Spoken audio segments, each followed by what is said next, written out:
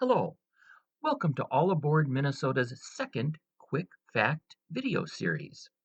I'm Brian Nelson, president of All Aboard Minnesota, and today we're going to talk about the second proposed train frequency between the Twin Cities and Chicago. We'll talk about many aspects of this route, but we want to focus on the benefits that Minnesotans and the state of Minnesota will receive as a result of this new service. We're proposing that the new service be called, quote, the Twin Cities Hiawatha, unquote. The St. Paul to Chicago corridor was named that by Amtrak when it ran the service, and we propose that that name be used in the future.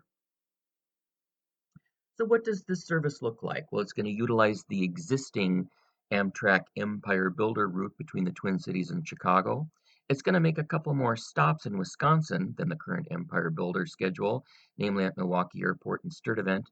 We'll make the trip on about a 7.5 hour schedule, which is approximately 30 minutes faster than Amtrak's Empire Builder schedule today. What does the new schedule look like? Well, it'll leave St. Paul Union Depot going eastbound at around noon, so 4 hours later than the scheduled Empire Builder departure of 8 a.m. And then westbound, it's going to leave Chicago in the morning versus the Empire Builder schedule of early afternoon departure. What might the train look like? It could probably use refurbished existing Amtrak equipment. It could utilize new cars that are being purchased for other Midwest corridors.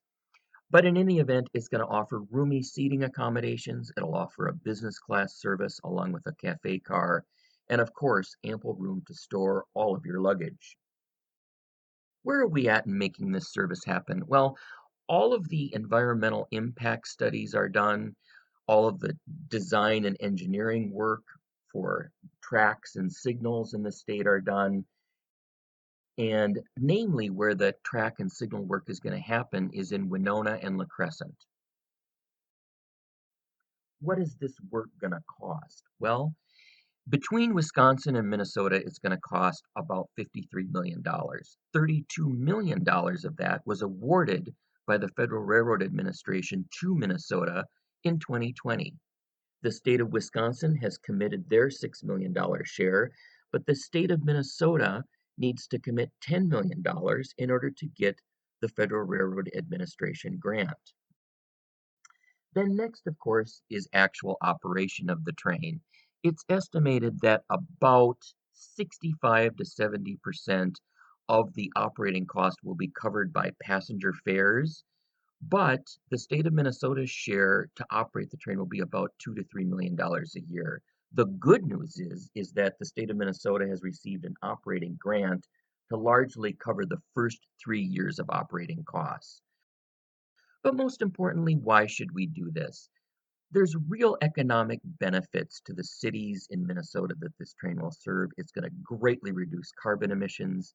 It's going to tremendously improve freight railroad operations through Minnesota. It's going to speed goods and services.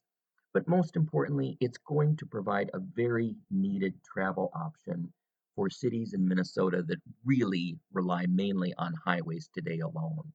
Red Wing, Winona, La Crescent. All Aboard Minnesota has modeled with the Rail Passengers Association that the demand is there for this service. It'll create about 150,000 new riders annually. It's not going to cannibalize ridership on the Empire Builder. About 60% of those new riders are going to come out of cars. It's going to create what's called induced demand. In other words, it'll generate trips that otherwise would not be taken without the service, just because there's more scheduling frequency and the service is more accessible to more people. It's going to greatly reduce car miles in the corridor, which also greatly reduce maintenance costs. But Minnesota economy benefits by an estimated $25 million a year. So for our $2 to $3 million investment a year, we get a tremendous return on investment.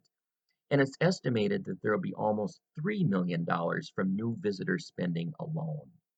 So when the Twin Cities Hiawatha begins rolling, it's going to be successful right out of the gate and could lay the foundation for more rail passenger service throughout the state of Minnesota and connecting us to the upper Midwest. For example, We could have new service from the Twin Cities to Duluth, a second train frequency between St. Paul and Fargo-Moorhead, and more new service between St. Paul, Northfield, Owatonna, Albert Lea, Des Moines, and Kansas City, which would connect us to more Amtrak service to the West Coast. These new services alone would connect more than 35 outstate Minnesota cities to more urban areas and provide a greatly needed travel option. So the next steps in making this happen are that there are several bills in the Minnesota House and Senate being considered to get the $10 million appropriated by the state. We will stay on top of this progress and keep you informed, but we need you to call your mayor, your state representative, senator, and the governor to let them know that this second train service to Twin Cities Hiawatha is important to you, your family, and your friends as a needed mobility option. If you don't know who your elected representatives are, you can go to allaboardminnesota.org under the Your Voice tab. Just type in your zip code, and everybody that is your elected official will pop up. So thank you for watching. We're really excited about the Twin Cities Hiawatha. We welcome you on board when this train gets rolling, and together we can make this happen. Thanks for watching.